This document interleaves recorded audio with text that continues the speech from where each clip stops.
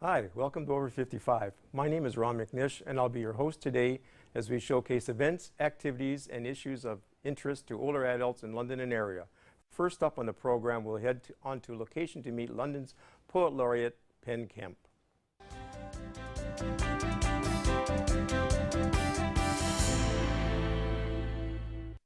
My name is Penn Kemp, and I'm a poet, a performer, a plant lover. My Irish grandmother taught me to see fairies in the garden of Wellington Street where I grew up.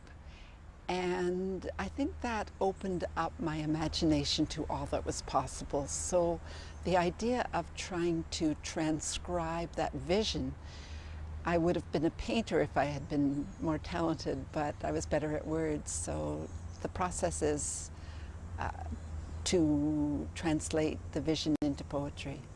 A tune. Caw, caw, caw, Calf on. caw. Calf on. I think it was just that experience I told you of my grandmother expanding my imagination and making everything possible.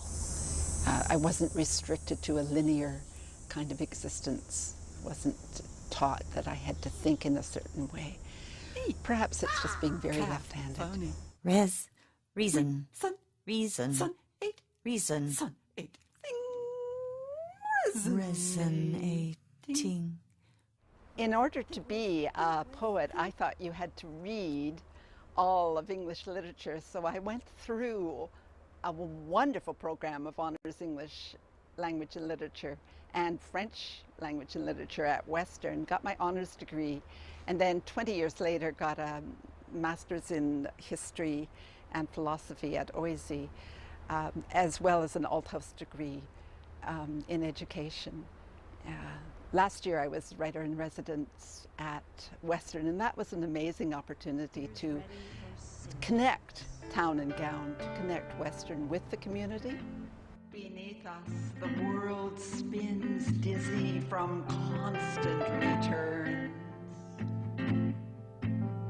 Poetry for me is a way of expressing the sacred. I'm very connected with nature, the elements, the seasons, and I would like my poetry to be a reflection of that passage of the seasons, like the sound of the cardinal, very appropriate. So as a sound poet, I'm always listening. My attention is to the oral, because in our culture the visual is so predominant that I'd like to reflect back the oral tradition that in part we've lost. Over and under and never come out on the other. The garden is my solace. It's a joy to have this expansive space that I would never have had in Toronto, and to listen to be completely within, immersed in nature. It's a sacred space. I planted this garden in grade 9 as a project in science, and it's much different than it was in my manicured mother's day, but it's wild and tame at the same time. So the birds collect, the animals collect, and it's a feeling of being one with nature. I try to reflect nature and the sounds, the experience of being immersed in nature in my poetry. Two things we know, the desolation of impermanence and its consolation, interdependence. Soul is the constant sound between desolation and consolation, an equanimity that solves nothing but holds on to its own constellation. Thank you, Penn. That was a great interview. Coming up next on Over 55, we'll talk pre-retirement planning. Stay with us.